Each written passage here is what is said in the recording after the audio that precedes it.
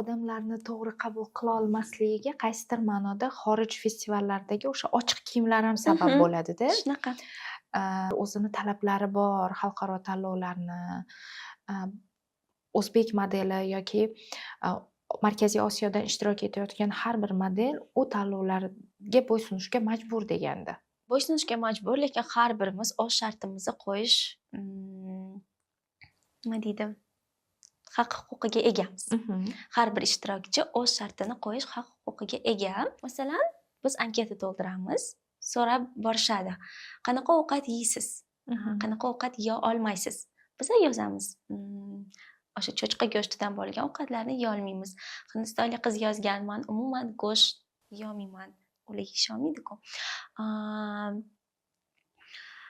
Kiyimlar borasida yelkam ochilmaslik kerak yokida shu chizzamdan pastda bo'lishi kerak. Mana shu narsalarni yozib o'tamiz va men ham kupalnikda chiqa olmayman deb yozib o'tganman.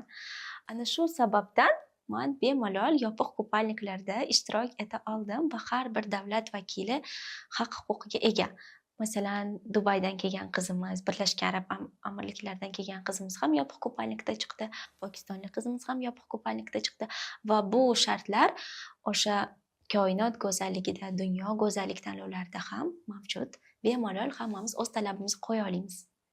Va ular hech qanaqa bu narsadan отказ berishmaydi bu narsaga. Xalqaro go'zallik tanlovlarining sharti bor edi, farzand ko'rmagan bo'lishi kerak. Hozir u narsa yo'q. Yo'q-a? Lekin yer go'zalimizda yozilgan shu narsa.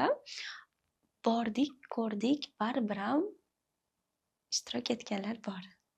Shuning uchun koinot go'zalda ham, dunyo go'zalda ham hech qanaqa standartlar qolmayapti hozir. Hech qanday.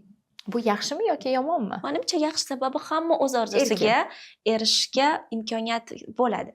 Erkinlik bo'ladi, hamma maza qilib qatnashadi. Juda ham zo'r-ku bu narsa. Yuqorida aytib o'tdingiz, qaysidir ma'noda deyarli oliy ma'lumotli aktrisasiz hozirgi kunda.